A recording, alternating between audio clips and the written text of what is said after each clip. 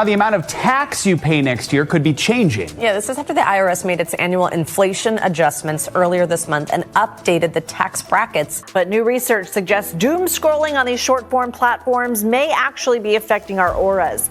Some of that internet slang is referred to as brain rot. I am proud to say I only knew some of it. Every day, money leaves your pocket. Not just the obvious things, like rent, groceries, and bills. Those are pretty easy to see. It's everything else. These are also known as overdraft fees. You get charged these when there's not enough money in your account to cover a check. The small charges, the hidden fees, the slightly higher prices that don't feel noticeable on their own. Individually, sure, they don't seem like much, but over time, they add up. Quietly, consistently, systematically. And most of the time, you don't even notice it happening. Because modern economies aren't just built around making money. They're built around extracting it. No, not all at once, but in ways that feel normal, inevitable, even invisible. So where does it happen? Start with something simple. Subscriptions.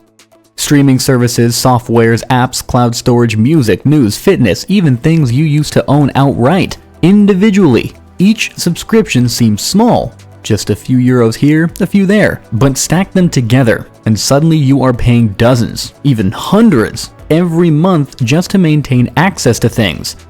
And that is the key word, access. You're not buying products anymore.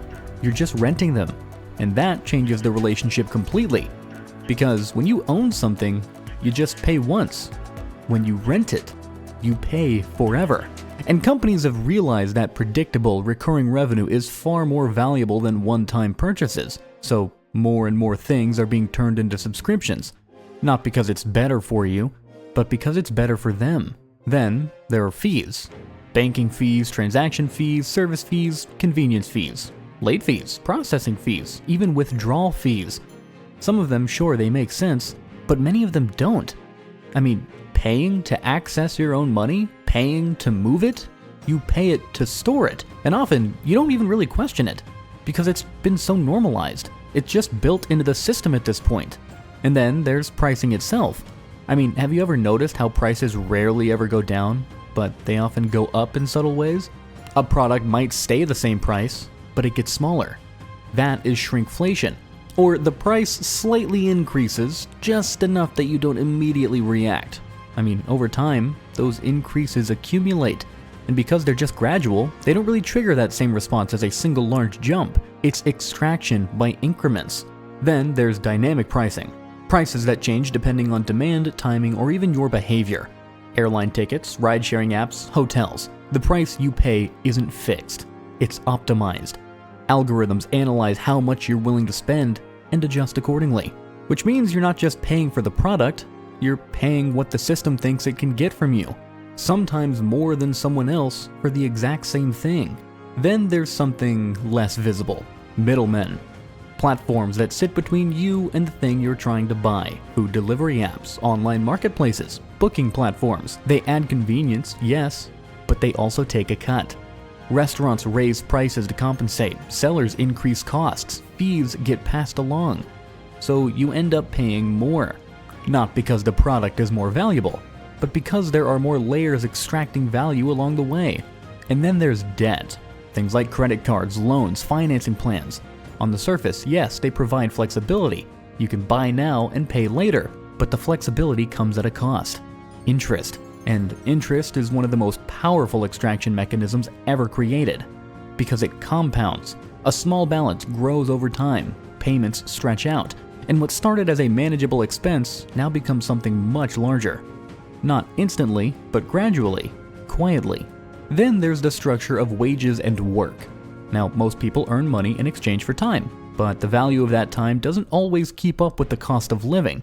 So even if you're earning more than you were before, your purchasing power might not increase. Or it might even decrease, which means you're working just as hard, or harder, for the same level of stability. That's a form of extraction as well. Not through direct charges, but through imbalance, where gains in productivity don't fully translate into gains in income. Then there's taxation. Now, taxes fund public services, infrastructure, healthcare, education. They are a necessary part of modern society. But the way taxes are structured can also shift burdens in subtle ways. Consumption taxes, for example, apply to everyday purchases, which mean they're taking a larger percentage of income from people who spend more of what they earn. And for many people, that's most of their income. So the system collects small amounts constantly through everyday transactions. Then, of course, there's inflation. And I'm not talking about just rising prices, but the gradual decrease in purchasing power.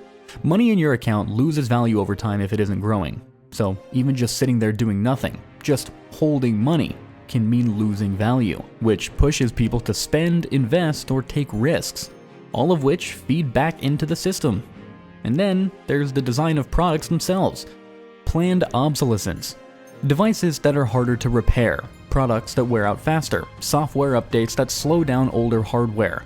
You are nudged toward replacing things more often, not because they're completely broken, but because they're no longer convenient to use, which means more purchases, more spending. And then there's the attention economy. Your time has value, and companies compete for it, but they don't just want your attention, they want to monetize it. Through ads, through data, through engagement. Free platforms aren't really free. You're paying with your data, with your time, with your behavior. And that data gets turned into target advertising, optimized to get you to spend more. So even when you're not actively buying something, you're still being nudged toward future spending. All of these mechanisms have something in common. They're small. Individually, they don't feel significant. A fee here, a subscription there, a slightly higher price. But combined, they create a constant flow of money out of your pocket. Not in a dramatic way, but in a very steady, ongoing process. And because it's steady, it becomes normal. You don't notice each individual instance. You just feel the result. The sense that money disappears faster than you expect. That saving is harder than it should be. That even when you're careful, it's difficult to get ahead. And that feeling isn't accidental. It's the outcome of a system designed to capture value at as many points as possible. From the moment you earn money to the moment you spend it. To the systems that manage, store, and move it. There are mechanisms in place that take a share. Again and again. And this isn't about a single company or a single policy. It's systematic. It's how modern economies have evolved. Efficiency, optimization, profit maximization. All of these forces push toward extracting more value from each transaction, each interaction, each moment. And over time, that extraction becomes embedded. It becomes the default. So what does that mean for you? Well, it means that managing money isn't just about budgeting or discipline. It's about navigating a system that is constantly pulling in the opposite direction. You can make good decisions, avoid unnecessary expenses, be mindful of spending.